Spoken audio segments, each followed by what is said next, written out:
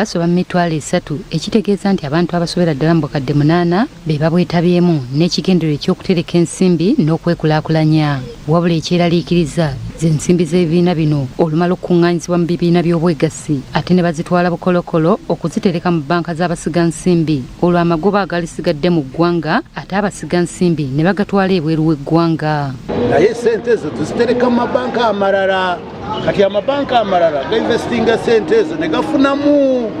Naye bwe tuba tulina banka eyaffe tukirabye nti bwe tuba tulina eyaffe buli goba lyonna lye tufuna liba lyaffe terigenda walala. Zino ze zimu ku nsonga ezawaliza abakulira ekibiina ky'obwegassi wansi w'ekitongole ekibataba ki Uganda Cooperative Alliance okusalawo beetandikirewo banka yaabwe mwe banaayita okwekulaakulanya nga kati bakubaganyizza ebirowoozo.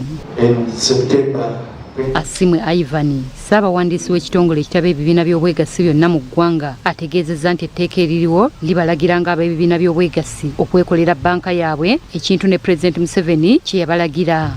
The President has been very passionate and very positive on this, the cooperatives and especially the bank.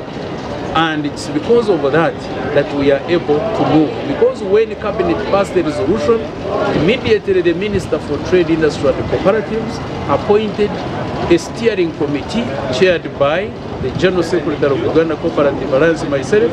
Asimwa annyonnyodde nga bwe bamala okuwandiisa banka eno mu butongole nga mu kiseera kino bakyakuŋŋaanya nsimbi ezeetaagisa okutuukiriza ekirooto kyabwe. We are not saying that Uganda lacks banks. Banks are there, over 27 commercial banks. But we are looking at a bank that is going to provide affordable and appropriate finance, especially to the smallholder people. Because the smallholders are not here in Kampala. They are deep in the rural areas where there is a financing gap, and this cooperative bank will address that. Obwakabaka bwa Buganda bukiikiriddwa Mulindwa Wamala omukwanaganya w'ebyobusuubuzi n'obwegassi wansi wa minisitule y'ebyobulimi ng'ategeezezza nti banka eno yeetaagibwa kubanga yakuyambako Obwakabaka mu kutumbula ebyenkulaakulana.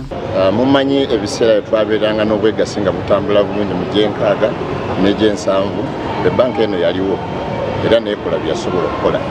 Naye abeegassi mu Uganda baasalawo okulaba nti banka eno bagizzaawo, era ne gavumenti nayo neetuta tugende mu maaso. Ekitundu kya Buganda njala kugamba nti tetuyinza kukola bwegassi bujjudde nga tetutambula na bannaffe.